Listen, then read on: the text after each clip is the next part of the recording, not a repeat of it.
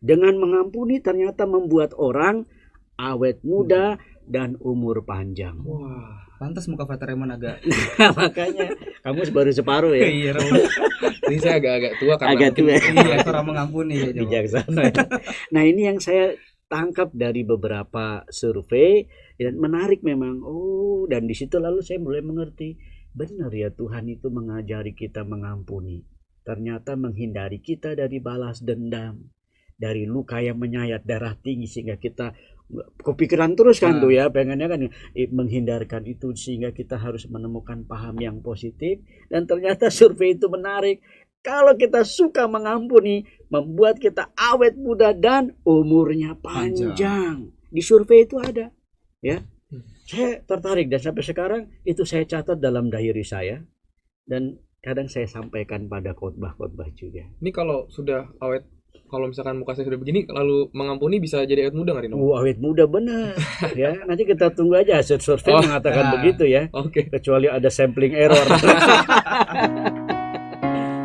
Mari kita duduk dan berkumpul di sini, hilangkan duka lara dan beban di hati, mendengarkan renungan yang menginspirasi.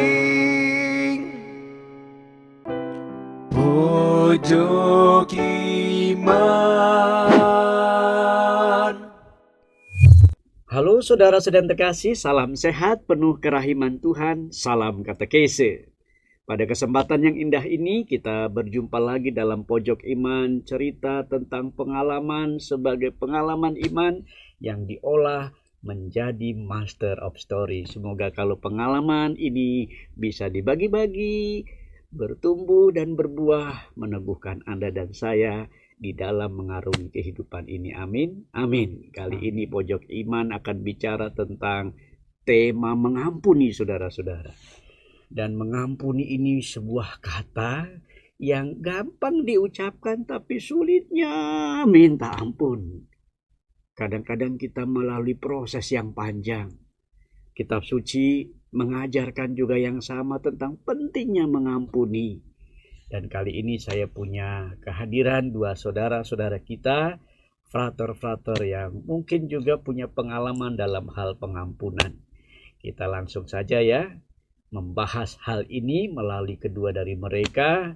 Dan sebelumnya kita kenalan. Selamat sore, frater. Selamat sore, Romo. Apa kabar hari ini? Luar biasa, Romo. Luar biasa. Amin. Sehat-sehat ya. Sehat, Romo. Udah pada mandi semua seger ya. Seger dong. Inilah Pojok Iman ya, frater ya. Kenalan dulu lah, frater, dari paroki mana, nama singkatnya, posisinya sekarang gimana? Dari saya nih ya. Ya, boleh dari. Perkenalkan, nama saya Frater Raymond Franka Lazuardi, biasanya dipanggil Frater Raymond. Saya sekarang tingkat 2, parokinya dari Santa Maria Tangerang. Wih, jauh sekali ya Jauh. itu ya. DKI atau Jawa Barat ya? Oh, Banten, Romo. Oh, Nggak dua-duanya dong. keren ya. Anak keberapa, Fras? Saya anak pertama dari 2 bersaudara. Anak pertama dari 2 bersaudara ya. Adik saya perempuan 1. Waduh, luar biasa. Masih betah kan ya di seminari ya? Betah. Betah banget. Betah ini, Mo. Betah-betahin. Harus betah. Terima kasih, Frater Raymond biasa dipanggil ya. Ya, betul. Oke, gantian. Oke, perkenalkan nama saya Frater Cristo Benito. Biasanya dipanggil Frater Ben. Saya asal paroki itu dari Taman Galaksi, Gereja Santo Bartolomeus. Sekarang tingkat 2 sama seperti Frater Raymond. Anak ketiga dari 3 bersaudara. Anak ketiga dari 3. Itu terakhir tuh Iya ya. dong, Romo. Waduh, dimanja dong ya. Ya, gitu deh. Enggak juga ya. Oke, paroki Galaksi. Ya, Itu kuskupan mana itu? terus Bandung Jakarta dong. Jakarta ya. Tapi Dekanat daerahnya Bekasi. Bekasi ya kan. Jadi udah Jawa Barat juga Ya, Jawa sebetulnya Barat, hitungannya ya. Agak ke pinggir, Romo. Ke pinggir ya. Tapi kota juga loh. Ngomong ke pinggir dia juga ke pinggir. Saya juga di Iya, pinggir. ini sekarang saya ambil yang pojok-pojok. Pinggir-pinggir jauh didekatkan oleh satu yang sama, iman kita. Amin. Amin. Baik, frater, ceritanya begini, kita akan bincang-bincang tentang pengampunan ya. Ya, Romo. Di Injil kita sering mendengar kalimat mengampuni sampai 7 kali 70 kali gitu ya. 7 kali 70 kali. Dihitung berapa itu ya? Wah, banyak Romo. 490 atau berapa itu ya? Kalau matematis kalkulatif Ya. ya. Tapi kan maksudnya bukan itu. Bukan itu. Dan kadang-kadang kita mendengar juga kalau kamu ditampar pipi Pipi kanan, kanan. kiri apa kanan ya? Kiri dulu. Kiri dulu ya. Kasih lagi yang kanan. Waduh. Bacaan firmannya jelas. Tapi banyak umat, aduh Romo nggak sanggup gitu ya. Mana bisa, nggak mungkin lah. Musuh udah diginin begituin, ya kan? Kita maunya ngelawan gitu ya. Nah kata-kata ini kayaknya susah sekali kita cerna. Dan mungkin gimana ya, pengalaman Frater sendiri gimana tentang kata mengampuni? Frater Raymond dulu lah. Biar pas saya benerin posisi dulu. Iya. Nah, kalau bicara mengampuni, saya itu jujur adalah tipe orang yang sebenarnya sulit mengampuni. Saya tipe yang sulit mengampuni dan Habis itu Frater loh. nah, itu masalah. Saya frater tapi harus artinya punya kewajiban untuk mudah mengampuni. Mudah mengampuni. Nah, itu yang saya olah, Romo. Oh. Ternyata dalam perjalanan juga saya menemukan beberapa pengalaman saya itu sulit mengampuni. Ada satu yang paling saya ingat, yaitu ketika ayah saya meninggal. Jadi ayah saya meninggal itu kelas 5 SD, Romo. 5 SD? Kelas 5 SD. Jadi sudah 10 tahun lebih. Ayah saya meninggal. Ketika ayah saya meninggal, saya sebagai seorang anak kecil itu marah. Marah bukan main kepada banyak pihak. Jadi nggak cuma satu pihak aja. Ayah saya meninggal karena kecelakaan kerja. Saya marah sama ayah saya sendiri, yang kenapa nggak bisa jaga keamanan dirinya sendiri, ya kan, sampai bisa kecelakaan kerja. Lalu saya marah juga sama orang-orang di sekitar, yang ketika kejadian itu berada sama ayah saya. Wah, kok bisa sih mereka, apa nggak ditolong atau bagaimana gitu kan. Lalu juga saya marah sama tenaga medis saat itu. Kok dokter-dokter dan perawat nggak bisa nih menyelamatkan nyawa ayah saya. Padahal sudah dibawa rumah sakit. Sudah dibawa ke rumah sakit. Masuk rumah sakit sore, meninggal malam. Aduh. Saya juga marah sama ibu saya. Karena ibu saya tuh menyusul ke rumah sakit tapi pulang tanpa ayah saya. Saya juga marah, kenapa ibu pergi ke rumah sakit janjinya mau menemani ayah di rumah sakit tapi pulang sendirian. Saya juga marah juga sama diri saya sendiri, kok ketika ayah saya kecelakaan lalu pada akhirnya meninggal, saya nggak ada di sana. Dan itu pengalaman masa kecil yang ya kalau boleh jujur masih saya bawa sampai sekarang, dan itu berbekas, sangat berbekas. Iyalah, karena eksistensial ya. Iya, betul. Ayah meninggal. Kecelakaannya apa sih, boleh nggak diceritain? Jadi ayah saya itu kan bekerja sebagai wira swasta untuk AC, lalu servis AC di sebuah pabrik. Di sebuah pabrik di bandara di Tangerang. Lalu singkat cerita ia jatuh dari lantai 2, sedang mengerjakan di bagian luar, lalu jatuh. Oh my god. Jatuh sekitar lantai 2 lah. Jatuh, lalu langsung dibawa ke rumah sakit, tapi malam sudah meninggal. Begitu, Romo. Oh gitu ya, jadi tragis juga ya. Kecelakaan di tempat kerja, kantor, jatuh lagi ya. Aduh, luar biasa. Ini pengalaman dari Frater Raymond. Kita lihat dulu Frater Benito ya, nanti kita bahas sama-sama. Kalau Raymond itu pengalamannya sama papanya yang meninggal. Kalau saya bisa dibilang sudah sampai dendam, Romo. Sama seorang pastor, Romo. Sama pastor? Iya, Romo. Saya? Bukan. Kira. Ya memang kan, ya kebetulan kerjanya juga di seminari. Tapi di seminari menengah, Romo. Waktu itu jangan sebut nama ya. Nggak usah. Mungkin kalau dia nonton dia tahu. Iya, gimana ceritanya tuh? Ceritanya saya itu kelas 10. Kelas 10 semester 2 saya baru ikut ekskul Tunggal Hati Seminari. THS itu ya. Romo, pencak silat. Saya lagi semangat ya dong. Bisa olahraga, bisa sekalian ya bela diri juga kan. Udah ikut terus. Udah selama setahun. Tinggal kalau ikut THS itu ada namanya fase calon anggota sampai mau didadar. Masuk pendadaran untuk dilantik jadi anggota. Betul. Saya udah latihan setahun bareng teman-teman saya. Pas kebetulan saya ingat itu bulan Desember. Harusnya pendadaran itu tanggal 27, 28, 29. Kalau nggak salah tahun 2015. Ya, tahun 2015. Akhirnya saya udah semangat nih, udah dapat formulir pendaftaran, Ya. udah nyiapin segala macam Ya. bareng teman-teman yang lain. Hmm. Ternyata tanggal 28 Desember ada temu seminaris di 28 Desember. 28 Desember. Jadi di pertengahan pendadaran ini. Nah, saya menghadap dong ke pastornya ini. Ya. Begini Romo, saya mau ikut pendadaran tanggal 27, 28, 29. Cuma di tanggal 28 ada tuh seminaris. Saya boleh izin nggak ikut? Karena kebetulan waktu itu diwajibkan untuk ikut semua seminaris yang dari Jakarta. Wah, nggak bisa. Bisa nggak kalau kamu tanggal 27 datang pendadaran, tanggal 28 pagi kamu ke katedral dulu untuk ikut, baru nanti sorenya pulang balik lagi ke ikut acara pendadaran. Wah, nggak bisa begitu Romo, harus ikut full. Ya kira dari Romo itu saya diputuskan untuk nggak boleh ikut pendadaran. Nanti aja kamu ikut seminaris aja dulu. Ya udah deh, saya atas nama ketaatan waktu itu kan belajar kan mau jadi Romo harus belajar taat.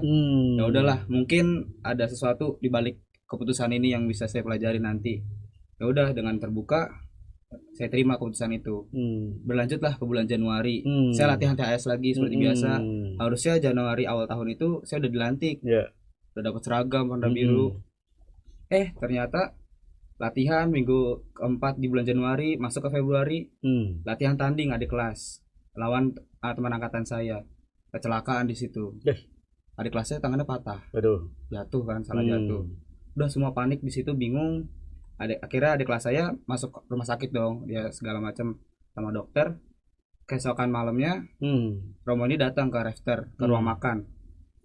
Ke ruang makan bilang, baik teman-teman, mulai hari ini sampai waktu yang tidak ditentukan, ekskul THS dibekukan. Wah, sedih dong saya, udah tunggu setahun untuk pendadaran, dibatalin, diblok.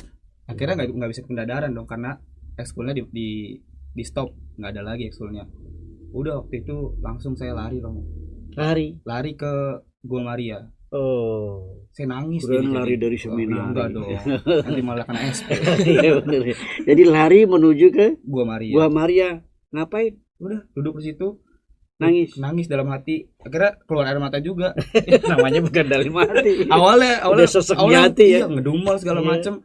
Akhirnya nangis juga. Kenapa udah berjuang susah-susah malah ditahan sama orang lain. Kan gimana ya? Sakit banget ya. Masih membekas ya. Masih nih pengalaman eksistensial ya. Sampai kamu lulus nggak itu? Akhirnya nggak mengalami itu. Intinya kan udah ekskul THS itu udah nggak ada, berjalanlah tetap dong. Saya harus sekolah segala macam, pindah ekskul, tapi tetap aja. Saya ingat banget selama 10 bulan. 10 bulan. Saya masih mendendam ya? Iya. Sama itu pastor ya. Rekan kami itu ya. Salah satu rekan Romo lah. Aduh, minta maaf loh ya. Oke, saudara-saudara terkasih, keduanya punya kesulitan, keduanya punya pengalaman eksistensial, dan betapa sulitnya kalau sudah terluka, terobek-robek, apalagi pengalaman ini terkaitan dengan pengalaman pengampunan itu sendiri. Kalau boleh ke Frater Raymond. Lalu dari situ sembuhnya gimana itu? Nah, ini proses yang panjang Romo. Karena kalau boleh jujur, saya pun juga marah sama Tuhan saat itu. Itu tadi belum disebut ya. Saya marah banget sama Tuhan. Bahkan saya sampai pernah berpikir seperti ini. Saya tahu ini salah, tapi saya pernah berpikir, kenapa nggak ayah orang lain aja yang dipanggil Tuhan? Jangan ayah saya. Oh gitu. Saya sampai pernah bilang begitu. Lah, semua ayah semua berpikir yang sama dong. Dan pada akhirnya pun di akhir juga saya akhirnya menyadari itu salah. Iya. Tapi proses saya untuk sampai pada mengampuni itu cukup panjang Romo. Bahkan ketika di seminari menengah sudah mulai berproses, itu masih terus diolah. Ini dari SD lo ya? Dari SD Romo. SD, SMP, SMA. Masuk seminari? Iya, masuk atau seminari. SMA dulu? Masuk seminari. Masuk seminari ya? Oh gitu ya, KPP ya? Betul. Oh, di situ masih diolah? Masih diolah, dan saya pun men-sharingkannya dengan Romo-Romo. Pun untuk mengolah, ya saya juga banyak cerita sama teman-teman. Lalu juga cerita dengan para Romo, pembimbing rohani. Lalu juga terkadang kalau memang merasa sangat kesepian, saya bicara juga dengan keluarga, dengan ibu, dengan adik yang mengalami hal yang sama, merasa kehilangan. Lambat laun ya pada akhirnya terolah. Jalan keluarnya temukan pembimbing, kedua mencurhati kayaknya ya. Cerita cerita tentang pengalaman yang menyesakan ini ya. Iya, cerita dengan orang-orang terdekat yang menurut saya pada akhirnya saya bisa dengan nyaman dan terbuka apa adanya cerita dengan orang tersebut. Pada akhirnya butuh berapa waktu? Berapa lama? Ya, ketika di seminari menengah mungkin di kelas 2 dan kelas 3 itu sudah mulai bisa kembali, sudah bisa menerima pada akhirnya. Begitu Romo. Ya kalau kamu marah sama Tuhan, kamu masuk seminari lagi gitu. Kayak ada kontradiktoris ya. Tapi udah mulai mengalami penyembuhan itu ya. Iya, betul Romo. Pada akhirnya setiap orang bisa mengalami sebuah tragedi kehidupan. Betul. Ya, apalagi sampai meninggal. Dulu saya punya juga pengalaman ayah punya tragedi tapi nggak sampai meninggal. Tapi udah parah juga itu sebetulnya. Tapi bisa paham. Oke, itu cara menangani frater, butuh bertahun-tahun. Kalau Frater Benito butuh berapa Romo. lama ini? Tadi saya sempat 10 singgung bulan ya. 10 bulan Romo. Hmm. Nah, titik 10 bulan itu ketika di sekolah itu ada pengakuan dosa. Pengakuan dosa Romo. Kalau nggak salah mau Natal lagi waktu itu. Pengakuan dosa sama Romo yang bersangkutan. Oh my God. Nah, Kamu berani langsung berhadapan gitu. justru saya majuin Romo. Berani banget ya. Ya. Akhirnya dibilang kalau memang ada masalah ya mari kita bicarakan.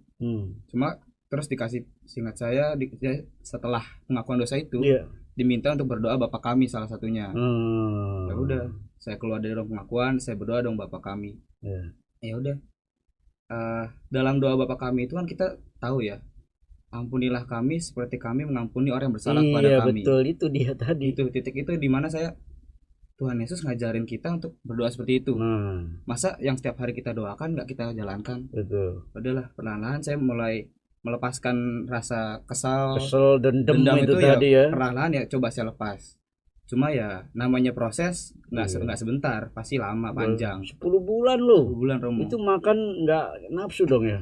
Iya, tadinya senang olahraga, sekarang semangat untuk berolahraga hilang. Ya, gitu dah. Terus ketemu dia gimana? Ya menghindar. Cari jalan lain. Loh, kalau udah papasan satu lorong gitu. Ya udah paling pura-pura doang ya. Iya.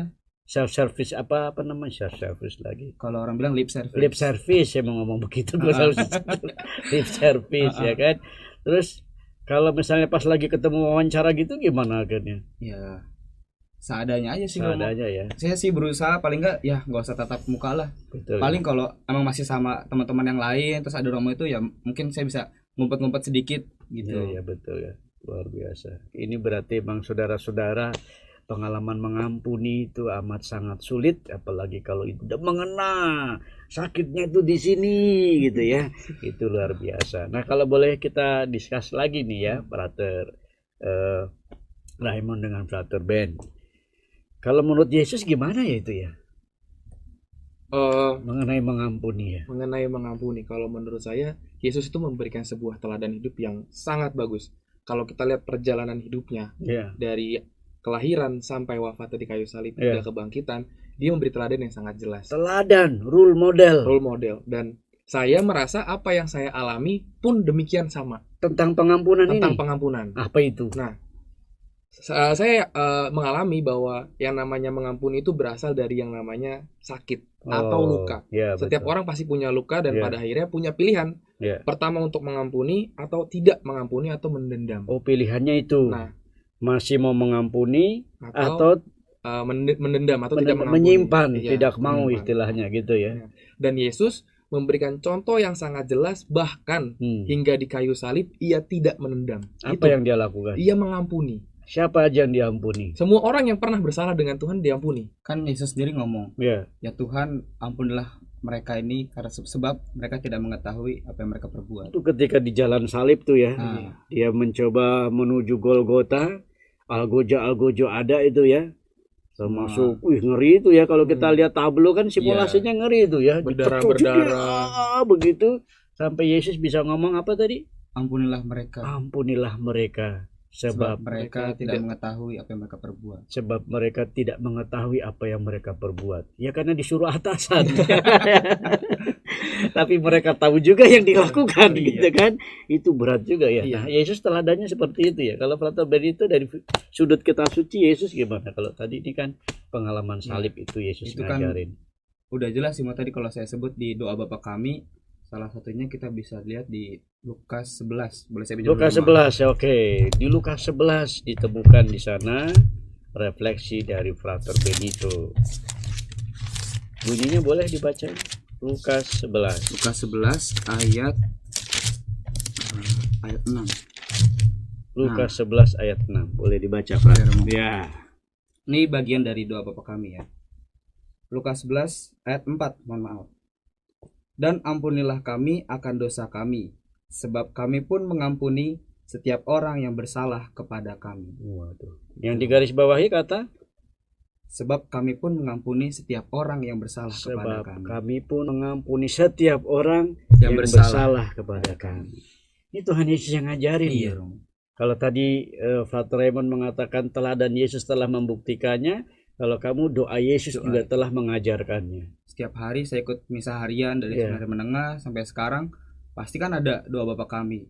Dari ibadat harian, terus kita misa harian, ada doa Bapa kami. Saya setiap hari mendoakan itu, masa dalam kehidupan sehari-hari nggak sesuai sama apa yang saya doakan. Kan tadi kan pengakuan dosa berani lagi Nah. ya, berhadapan dengan orang yang tanda kutip tadi menyakiti Secara hati, tidak langsung walaupun. disuruh doa Bapa kami Iya. lagi, itu doamu gimana? Tersendat-sendat atau terisak-isak gitu?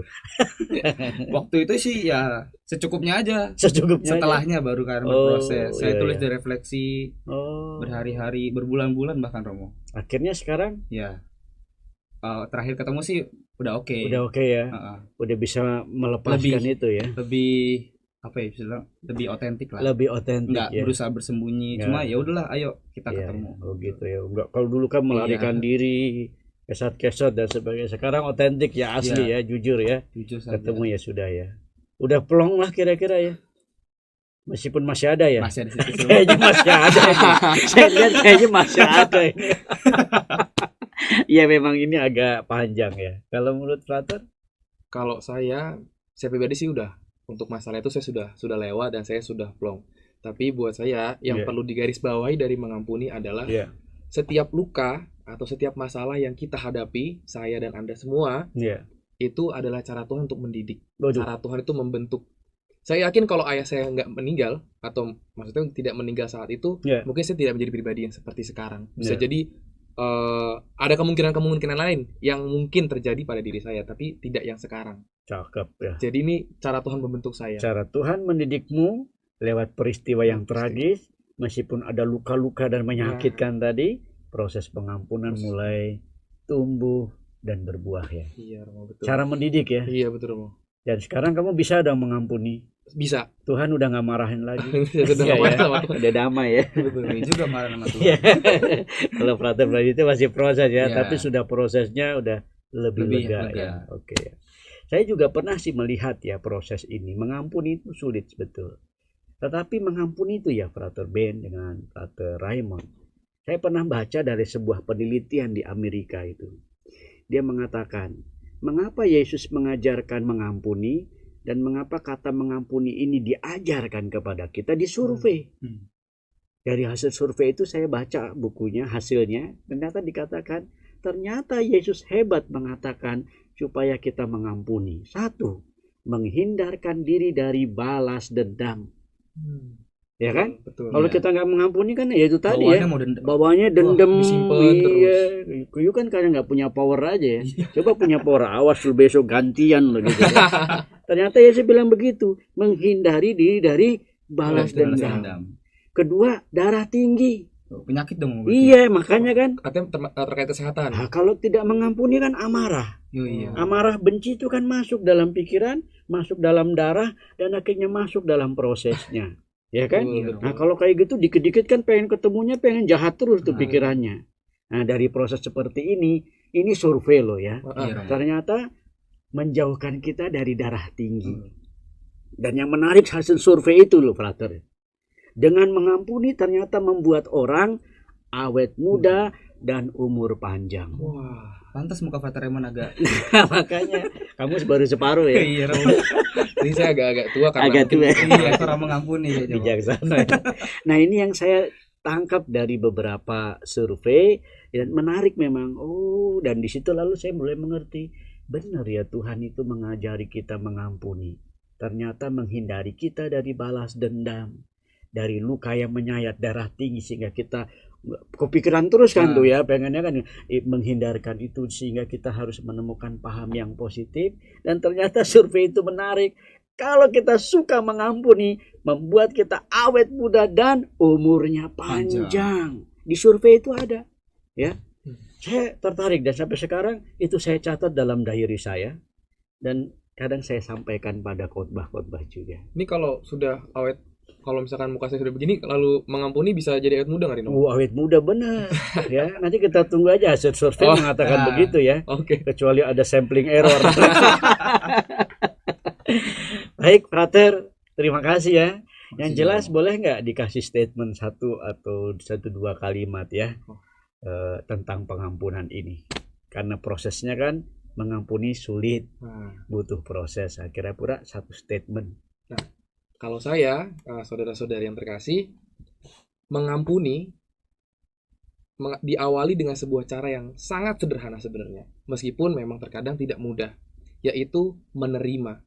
Dan bagi saya ada satu kutipan kitab suci yang bagus, yang sampai sekarang pun jadi pegangannya saya, Romo, yaitu Matius bab 11 ayat 29. Pikulah kuk yang kupasang dan belajarlah padaku. Boleh dicek.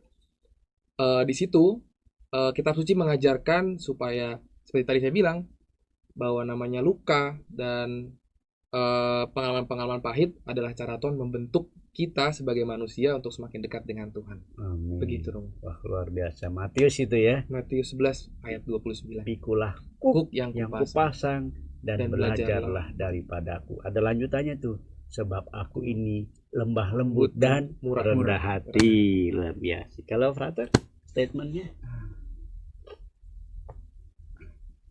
Apa ya, Romo ya? Kalau dari saya tuh ya, dengan mengampuni pasti kita akan menjadi lebih leluasa, lebih lega dalam melakukan segala sesuatu. Dan tentu kita nggak mau dong musuh semakin banyak. Dengan mengampuni kita mengurangi musuh, memperbanyak teman, dan ya dengan mengampuni pun kita sudah menjadi cermin dan menjadi wajah Allah bagi sesama kita. Amin. Dan ini Tuhan Yesus mengajarkannya pada kita ya. Betul. Supaya umatnya meskipun susah tetap berusaha untuk mengampuni. Terima kasih, Frater. Terima kasih, luar Romo. biasa. Terima kasih sudah diundang. Cepat jadi pastor ya. Amin, Supaya bisa mengampuni banyak.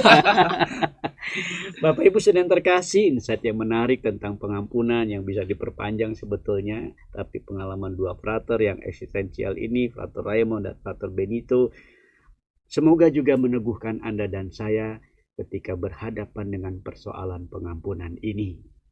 Semoga menjadi inspirasi untuk Anda dan saya. Makan ketupat, minumnya jus. Cakep. Tetap semangat melayani Yesus. Thanks for watching, guys. Pojok Iman.